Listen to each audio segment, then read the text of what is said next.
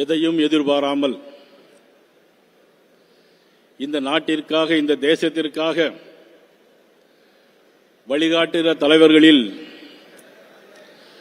வழிநடத்தி செல்கின்ற, தினமும் உழைத்துக் கொண்டிருக்கின்ற எனது காவிப்படை சொந்தங்கள் உங்கள் அனைவருக்கும் எனது முதல் வணக்கம்.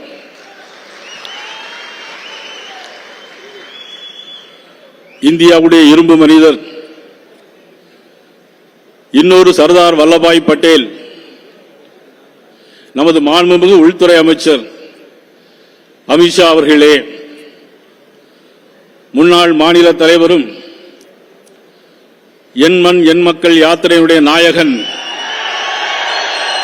மதிப்பிற்கும் மரியாதைக்குரிய எனது உடன்படவா சகோதரன் அன்புக்குரிய அண்ணாமலை அவர்களே, இந்த நிகழ்ச்சியில் கலந்து கொண்டிருக்கின்ற முன்னாள் மேதகு ஆளுநர் தமிழிசை சவுந்தரராஜன் அவர்களே, இந்த நிகழ்ச்சியில் கலந்து கொண்டிருக்கின்ற அகில இந்திய மகளிரணி தலைவி வானதி சீனிவாசன் அவர்களே,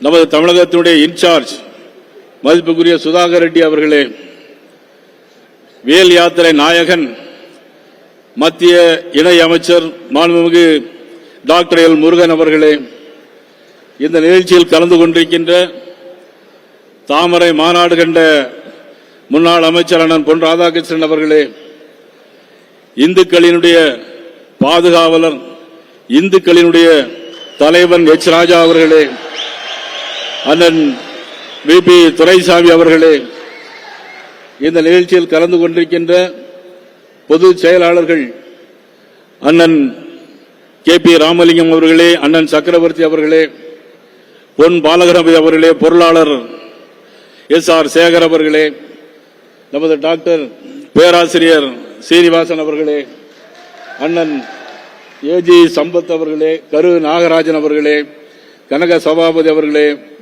முருகானந்தம் அவர்களே, கருப்பு முருகானந்தம் அவர்களே, பத்திரிகை நண்பர்களே, இந்த 2 தினங்களில் இந்த மேடை உருவாவதற்கு நாம் எல்லோரும் சுகமாக இருந்திருக்கிறோம். ஆனால் சூரியன் வரும், ஆக சுட்டரிக்கும் என்று நினைத்து இவ்வளவு பெரிய பந்தலை நாம் இங்கே போட்டோம். ஆனால் மதிப்புக்குரிய அமித்ஷா அவர்கள் இங்கே வருகிறார் சொன்னால் சூரியனே மறைந்து போயிருச்சு. இங்க சூரியனே இல்லை. இருந்தாலும் இந்த பந்தல் மேடை போடுவதற்கு உறுதுணையாக இருந்த அமைப்பு பொதுச் செயலாளர், அவரோடு இந்த இடத்திலே இரவு பகலாக பணியாற்றிய நமது வேதா மற்றும் சோழன் பழனிசாமி, இவரோடு உழைத்த அத்துணை பேருக்கும் முதற்கனது நன்றியும் வணக்கத்தை நான் தெரிவித்துக் கொள்ள கடமைப்பட்டிருக்கிறேன். பாரத பிரதமர் நரேந்திர மோடி அவர்கள் செந்தூர் ஆபரேஷன் செய்தார்கள். பஹல்காம் நகரிலே நம்முடைய சொந்தங்கள் தாக்கப்பட்டதை மனதிலே வைத்துக் கொண்டு பாகிஸ்தான் நாட்டிலே செந்தூர் ஆபரேஷன் செய்தார்கள். ஆனால் நமது அமித்ஷா அவர்கள் மதுரைக்கு வந்து மீனாட்சி அம்மனை தரிசனம் விட்டு அந்த செந்தூர் எடுத்துக்கொண்டு இப்பொழுது தமிழகத்திலே சைலண்ட் ஆபரேஷன் செய்ய போறார்கள். To kill DMK ruling. Amit Shah அவர்கள் சைலண்ட் ஆபரேஷன் செய்ய போகிறார்கள். 1976ஆம் ஆண்டு கே சா அவர்கள் கவர்னராக இருந்தால் அன்றைக்கு திமுக ஆட்சி கலைக்கப்பட்டது. நம்முடைய முதலமைச்சர் ஸ்டாலின் அவர்கள் கேட்கிறார்கள், யார் அந்த சா, யார் அந்த சா என்று திமுக முதலமைச்சர் கேட்கிறார். ஸ்டாலின் அவர்கள் கேட்கிறார். நான் அவர்களுக்கு மேடையின் வாயிலாக பதில் சொல்லுவேன். ஹரியானா மாநிலத்தில் பாஜக ஆட்சியை மீண்டும் கொண்டு வந்தார் இந்த ஷா. நான் அவர்களுக்கு மீண்டும் பதில் சொல்லுவேன். மகாராஷ்டிரா மாநிலத்தில் பாரதிய ஜனதா கட்சி ஆட்சியை கொண்டு வந்தவர் இந்த ஷா. டெல்லியில் அரவிந்த் கெஜ்ரிவாலை தூக்கி எறிந்துவிட்டு டெல்லி பட்டணத்திலே பாரதிய ஜனதா கட்சி ஆட்சியை கொண்டு வந்தது இந்த ஷா. அவர்தான் எங்களுடைய அமித்ஷா. உங்களுடைய ஆட்சியை வீட்டுக்கு அனுப்பக்கூடிய ஷா அவர்.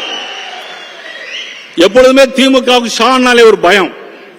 எப்பொழுதுமே ஷா அப்படின்னு சொன்னாலே பயம். அண்ணன் துரைசாமி அவர்கள் இருக்கிறாங்க. 1976 கே ஷா இருந்தார். அன்னைக்கு ஆட்சியை கலைச்சார். அன்றிலிருந்து இன்று வரையில் நமது ஷா என்ற பெயரை கேட்டாலே அப்படி திமுக அப்படி ஷாக் அடிக்கும். இன்றைக்கு பயந்து போயிருக்கிறார்கள். கூட்டணியை பற்றி பேசுகிறார்கள். திமுக தோல்வி பயத்தில் உளறிக் கொண்டிருக்கிறார்கள். இது துரோக கூட்டணி. எது துரோக கூட்டணி? அன்றைக்கு இந்திரா காந்தி அம்மையார் மதுரைக்கு வரும்போது கருப்பு கொடிங்கிற பேராட்டத்தில் கள்ளத்துக்கு வீசினீர்களே, தலையில் அடிபட்டு ரத்தம் வந்தது. இங்க பெண்கள் நிறைய பேர் வந்திருக்கிறார்கள். இந்திரா காந்தி அம்மையாரை பார்த்து அடிபட்டதால் வந்த ரத்தமா? அதுக்கு அடுத்த சொல்ல முடியாது. கேட்டாங்க, பேசினாங்க. இன்னைக்கு அவரோட கூட்டணி தோழமை. இது துரோக கூட்டணியா? அண்ணா திமுகவுடன் இன்னைக்கு நாங்கள் கைகோர்த்து இருக்கிறோமே. எங்களது மாண்புமிகு உள்துறை அமைச்சர் அமித்ஷா அவர்கள் 2 மாதங்களுக்கு முன்னாலே வந்தார்கள், இருந்தார்கள், கூட்டணியை ஏற்படுத்தினார்கள், சென்றார்கள், மீண்டும் இங்கே வந்திருக்கிறார்கள். தொடர்ந்து மாதந்தோறும் இங்க வர இருக்கிறார்கள். திமுக எல்லாமே பொய், புழுகு. பொய்யிலே கால்படி, புரட்டிலே முக்கால் படி, மக்கள் நம்பும்படி வாழ்வது எப்படி? இதுதான் திராவிட மாடல் ஆட்சி. பொய்யிலே கால்படி, புரட்டிலே முக்கால் படி, மக்கள் நம்பும்படி வாழ்வது எப்படி? இதுதான் திராவிட மாடல் ஆட்சி. இன்னைக்கு ஏமாற்றிக் கொண்டிருக்கிறார். சட்டம் ஒழுங்கு சரி இருக்கிறதா? இல்லை. கொங்கு நாட்டிலே யாரும் தோட்டத்திலே வாழ முடியாது. சிவகிரியில 2 வயதானவர்கள் கை கால் எல்லாம் துண்டு துண்டாக வெட்டி விட்டார்கள். காதிலே காதோடு அறுத்து விட்டு சென்று விட்டார்கள் கொள்ளையர்கள். யாரும் கண்டுபிடிக்க முடியவில்லை. அண்ணாமலை அவர்கள் போராட்டம் நடத்தினார்கள். உடனடியாக 1 வார காலத்திற்குள்ளாக பிடிக்க வேண்டும் என்று சொன்னார்கள். ஆனால் பிடித்தார்கள். யாரை தெரியுமா? பிடித்தவர்கள் 19 கொலைகளை நான் செய்திருக்கேன் சொன்னார். நான் தமிழக காவல்துறை பார்த்து கேட்கிறேன், 19 கொலைகளை இவர்களை செய்திருந்தால் 1 வருஷம் 2 வருஷத்துக்கு முன்னாலே ஏற்கனவே கொலையில் சம்பந்தப்பட்டு பிடிபட்டு காவல்துறையில் ஜெயிலுக்குள்ளே இருப்பதெல்லாம் யார்? நிரபராதிகளா? அல்லது இவர்கள் தான் உண்மையான குற்றவாளிகளா? தமிழக காவல்துறை கண்டிருக்கிறதா? தமிழக காவல்துறையை கையிலே வைத்திருக்கிற முதலமைச்சர் அவர்கள் சரியான முறையில் நிர்வாகம் பண்ணுகிறார்களா? இல்லையே. அதற்கான விடிகாலம் தான். மாண்பு அமித்ஷா அவர்கள் சொன்னார்கள், சட்டம் ஒழுங்கு சரியில்லை, எல்லா கிராமங்களிலும் மது பழக்க வழக்கங்கள், பாலியல் வன்கொடுமைகள். 2024ஆம் ஆண்டு உரத்த நாட்டிலே ஒருவர் ஒரு பாலியல் வன்கொடுமைக்கு ஆளாயிருக்கிறார், கஞ்சா அடித்துக் கொண்டு. யார் தெரியுமா? துணை முதலமைச்சர் உதயநிதி ஸ்டாலினுடைய மன்றத்தை சேர்ந்தவர். இப்படி தினசரி பாலியல் வன்கொடுமைகள். சென்னையிலே பாலியல் வன்கொடுமைகள். ஒரு பெண் 10வது வகுப்பு மாணவி பாலியல் வன்கொடுமை செய்யப்பட்டிருக்கிறார். ஆனால் வழக்கு கொடுக்க போன பெற்றோர் வழக்கு போட்ட காவல்துறை தமிழகத்தில் இருக்கிறது. இவர்களுக்கெல்லாம் ஒரு முடிவு காலம் நிச்சயமாக இருக்கும். 2026ஆம் ஆண்டு நடைபெறுகிற பொது தேர்தலில் 2026ஆம் ஆண்டு நடைபெறுகின்ற பொது தேர்தலில் நீங்கள் அத்தனை பேரும் கண்துஞ்சாமல் உழைக்க வேண்டும். எதையும் எதிர்பாராமல் உழைக்க வேண்டும். கூட்டணி யாரோடு? கவலை இல்லை, கேள்வி கேட்கக்கூடாது. கூட்டணி யார் அமைத்திருக்கிறார்? நம்முடைய உள்துறை அமைச்சர் அமித்ஷா அவர்கள் அமைத்திருக்கிறார்கள். யாரோடு கூட்டணி அமைத்திருக்கிறார்கள்? பொருந்திய கூட்டணி. ஏற்கனவே நம்மளோடு இருந்த கூட்டணி. பாரதிய ஜனதா கட்சி ஒன்று சாதாரண கட்சி அல்ல. யாரிடம் நாம் இறங்கி போய்விட மாட்டோம். பண்டிட் தீனதயாள் உபாத்யா நமது முன்னோர்கள்லாம் உருவாக்கிய மாபெரும் கட்சி பாரதிய ஜனதா கட்சி. இன்னைக்கு அண்ணா திமுகவோட கூட்டணி வைத்திருக்கிறோம். இருந்தாலும் மறைந்தாலும் பெயர் சொல்ல வேண்டும். இவர் போல யார் என்று ஊர் சொல்ல வேண்டும். வாழ்ந்த ஒப்பற்றத்திலே புரட்சியாளர் எம்ஜிஆர் உருவாக்கிய இயக்கம், அதனை கண்டெடுத்து அதனோடு கூட்டணி. நமது அமித்ஷா அவர்கள் அதை ஏற்பாடு செய்திருக்கிறார்கள். அண்ணா திமுக பொதுச் செயலாளர் இபிஎஸ் அவருடைய தலைமையிலே தேசிய ஜனநாயக ஆட்சி மலர்ந்தே தீரும். அதில் எந்த விதமான சந்தேகமே கிடையாது. பத்திரிகையாளர்கள் என்னிடம் கேட்டார்கள். கேட்டாங்க, ஒவ்வொருவரும் ஒவ்வொரு யாத்திரை நடத்தினார்களே, நீங்கள் என்ன யாத்திரை நடத்த போகிறீர்கள்? என்னுடைய யாத்திரை எல்லாம் எங்களுடைய தலைவர் மதிப்புக்குரிய அமித்ஷா அவர்கள் சொன்னது மாதிரி சட்டமன்றத்திற்கு சட்டமன்ற உறுப்பினர்களை அழைத்துக் கொண்டு யாத்திரை போவதுதான் என்னுடைய யாத்திரை. அதனுடைய சங்கல்பமாக இன்று எடுத்துக்கொண்டு நீங்க அனைவரும் பாடுபட வேண்டும்.